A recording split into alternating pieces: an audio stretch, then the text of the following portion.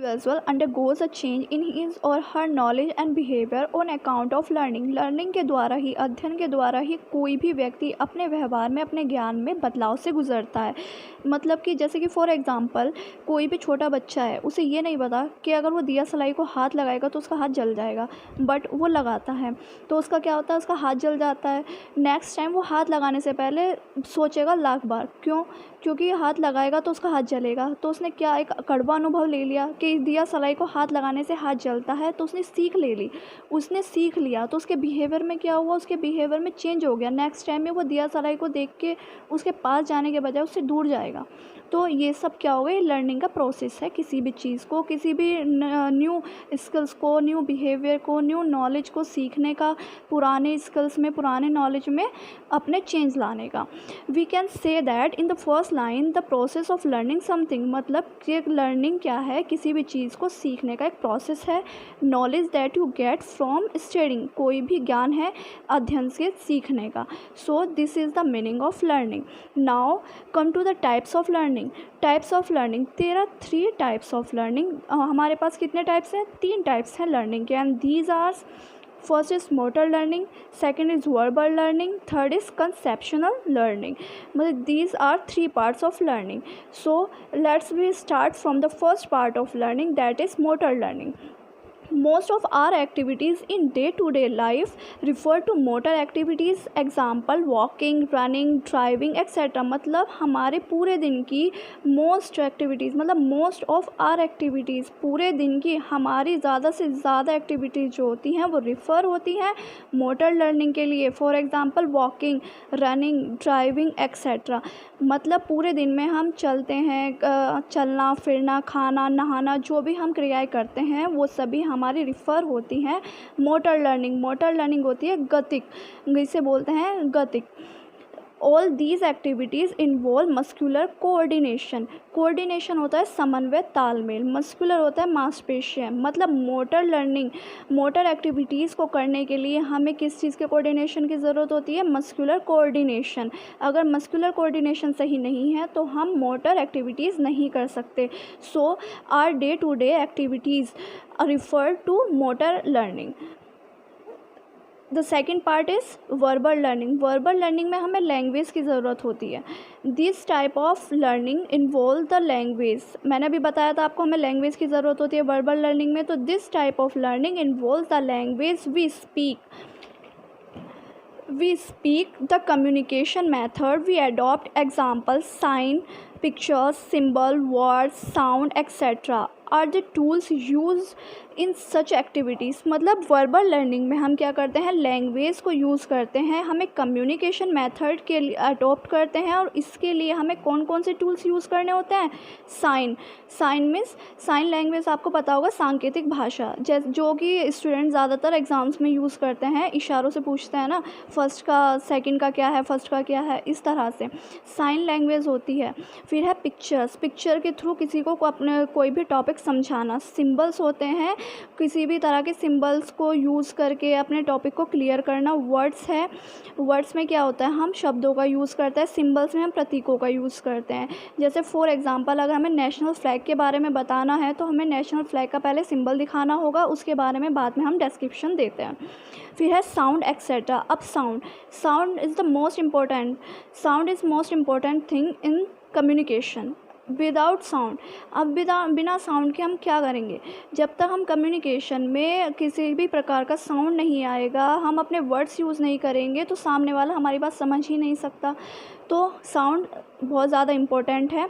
And these are the tools use in such activities. मतलब communication करने में हम क्या क्या यूज़ करते हैं? Sign language, pictures, symbols, words, sound, ये सब चीज़ हमारी टूल्स के रूप में यूज़ होती है. ठीक है.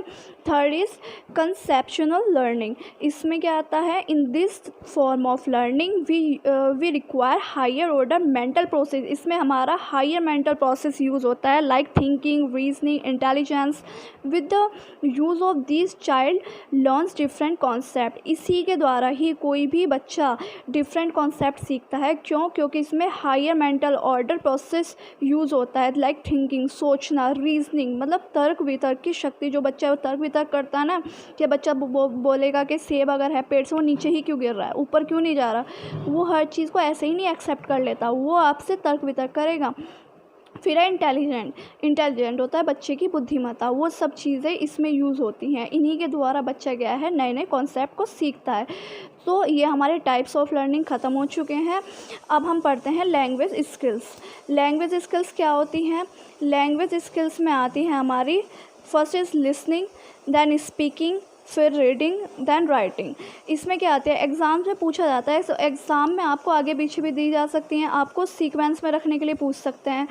तो हमें सीक्वेंस में याद करने के लिए ऐसे याद नहीं होती, तो हम क्या करेंगे?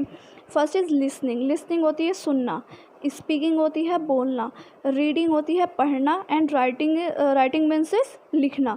सो हम कैसे याद करेंगे? जैसे ही कोई एक छोटा बच्चा होता है, वो सबसे पहले, छोटा बच्चा है, गोद में है, तो वो बोलता तो है नहीं, वो क्या करता है? हमारी सारी बातें सुनता रहता है। तो छोटा बच्चा सबसे पहले सुनेगा, सब बातें सुनेगा, फिर वो धीरे धीरे क्या होता है? धीरे धीरे वो बोलना स्टार्ट करता है। और जब वो बोलना स्टार्ट करता है तो बहुत से माँ बाप क्या होता है, जैसे कि जब बच्चे ने बोलना स्टार्ट किया, कोई मेहमान घर पे आया, तो वो क्या बोलेंगे कि जो हमारा बच्चा बहुत अच्छी पोएम रीडिंग करता है, चलो बच्चा रीडिंग करके सुनाओ अंकल को। तो पहले वो हम क्या होता है, हमारी बातें सुनता है, सुन के फिर वो बोलने की कोशिश करता है। और जब वो बोलता है तो जैसे उसको पोएम रीड करने के लिए दे दी, उसके हाथ में बुक थमा दी जाती है, तो वो क्या करता है? फिर वो रीडिंग करनी स्टार्ट कर देता है। और जब बच्चा रीडिंग करनी स्टार्ट कर देता है तो फिर उसके हाथ में क्या करता है? मम्मी पापा पेन पेंसिल रख देते हैं कि अब तो लिखना स्टार्ट कर बेटा। तो हम सीक्वेंस में कैसे याद करेंगे कि एक छोटा बच्चा है, पहले वो हमारी बातें सुनता है, सुनने के बाद वो बोलने की कोशिश करता है, बोलने की कोशिश करता है तो हम उसे बुक दे देते हैं, फिर वो पढ़ता है। और जब पढ़ना स्टार्ट कर लेता है फिर हम उसे पेन दे देते हैं कि अब तो पढ़ता तो है, अब तो लिखना भी स्टार्ट कर। तो ये सीक्वेंस होता है लैंग्वेज स्किल्स का।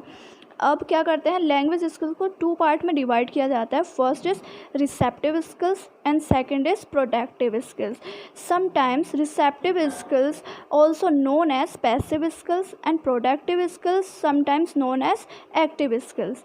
पैसिव स्किल्स में हमारे क्या आते हैं? लिसनिंग और रीडिंग। प्रोडक्टिव स्किल्स में आते हैं हमारे speaking and writing. Receptive skills को पैसिव स्किल्स कहा गया है। कई जगह एग्जामिनर आपको क्या करेगा? कंफ्यूज करने के लिए रिसेप्टिव ना देके आपसे पूछ सकता है कि पैसिव स्किल्स कौन सी है, और एक्टिव स्किल्स को ना देके प्रोडक्टिव स्किल्स भी पूछ सकता है। तो ये कभी कभी रिसेप्टिव स्किल्स पैसिव स्किल्स के नाम से जानी जाती हैं, प्रोडक्टिव स्किल्स एक्टिव स्किल्स के नाम से जानी जाती हैं। The receptive skills are listening and reading because learners do not need to produce language to do these. अब क्या होता है? रिसेप्टिव स्किल्स में लिसनिंग और रीडिंग है। लिसनिंग, जब हम किसी की बात सुनते हैं तो हम क्या करते हैं हम क्या करते हैं? हम सुनते हैं, सिर्फ सुन के उसकी बात को समझेंगे, हम कोई एक्टिविटीज़ नहीं कर रहे, हम सिर्फ ध्यान से सुनते हैं। फिर है रीडिंग। जब हम रीडिंग कर रहे हैं तो जो हमारी बात को सुन रहा है वो ज़्यादा अच्छी तरह से गेन करता है। हम तो पढ़ रहे हैं, हम पढ़ते जा रहे हैं, पर सुनने वाला बहुत बेटर तरीके से सुन रहा है। वो ध्यान से जैसे जो आप पढ़ रहे हो वो ध्यान से फ्रॉम ईच लाइन, वो एक एक लाइन को ध्यान से समझता जाता है, पढ़ता जाता है। तो हम क्या हो गए? हमने तो कोई एक्टिविटीज़ नहीं करी, हमने कोई लैंग्वेज प्रोड्यूस नहीं की, तो ये सब चीज़ें क्या आ जाती हैं? ये हो जाती है पैसिव। प्रोडक्टिव स्किल्स में आती हैं हमारी प्रोडक्टिव। हमने क्या करते हैं? Active skills. हमें इसमें क्या होता है? हमें लैंग्वेज प्रोड्यूस करने की ज़रूरत होती है। जैसे हम स्पीकिंग, हम बोल रहे हैं तो हमें लैंग्वेज प्रोड्यूस करने की ज़रूरत है। अब हम किस तरीके से, किस बारे में बोलना है, कैसे बोलना है, किस सिचुएशन में क्या वर्ड्स यूज़ करना है, किस में क्या नहीं यूज़ करने, ऐसे ही आता है राइटिंग में। राइटिंग में भी हम सिचुएशन को, टॉपिक को, कॉन्सेप्ट को देख के ही हम राइटिंग अपनी कंप्लीट करते हैं। तो रिसेप्टिव स्किल्स पैसिव स्किल्स के नाम से जानी जाती हैं। और इसमें कौन कौन सी स्किल्स आती हैं? Listening and reading. Productive skills active skills के नाम से जानी जाती हैं। और इसमें क्या आती है? Speaking and writing. ठीक है, ये होंगे आपके लैंग्वेज स्किल्स के पार्ट्स। अब आते हैं हम रीडिंग पे। ये भी इम्पोर्टेंट टॉपिक है, तो इसे मैं अलग से बता रही हूँ इसीलिए। रीडिंग को 2 पार्ट्स में डिवाइड किया गया है। First is intensive reading, second is extensive reading. यहाँ पे स्लो एंड फास्ट लिखा हुआ है, वो इसलिए लिखा हुआ है ताकि आपको मीनिंग समझने में कोई प्रॉब्लम ना हो। रीडिंग को 2 पार्ट्स में डिवाइड किया गया है, intensive reading, extensive reading. Intensive reading वो होती है, जैसे कि आपका वर्ड से ही क्लियर हो रहा है, इंटेंसिव मतलब इंटेंशन। जब किसी चीज़ को हम पूरे इंटेंशन से, हमारा इंटेंशन है कि इसे हमें पढ़ना है, समझना है, एक एक चीज़ को, जैसे हम एग्ज़ाम में करते हैं ना, पढ़ना है, बिल्कुल अच्छी तरह से समझना है, इंटेंशन है हमारी इसे पास होने के लिए। तो हम किसी भी चीज़ को इंटेंशन से स्लोली समझ के पढ़ते हैं, तो उसे बोलते हैं इंटेंसिव रीडिंग। और अगर एक्सटेंसिव रीडिंग वो होती है जब हम फास्ट करते हैं, जो हमें पता है हमारे काम की चीज़ नहीं है, तो हम जल्दी पढ़ के काम ख़त्म करते हैं। या एग्ज़ाम में होते हैं, फर्स्ट नाइट में बच्चा पूरे साल में वो पूरी एक बुक नहीं देख पाता, पूरी बुक नहीं पढ़ पाता, वो एग्ज़ाम की फ़र्स्ट नाइट में पूरी बुक पढ़ देता है, तो क्या करता है, एक्सटेंसिव रीडिंग।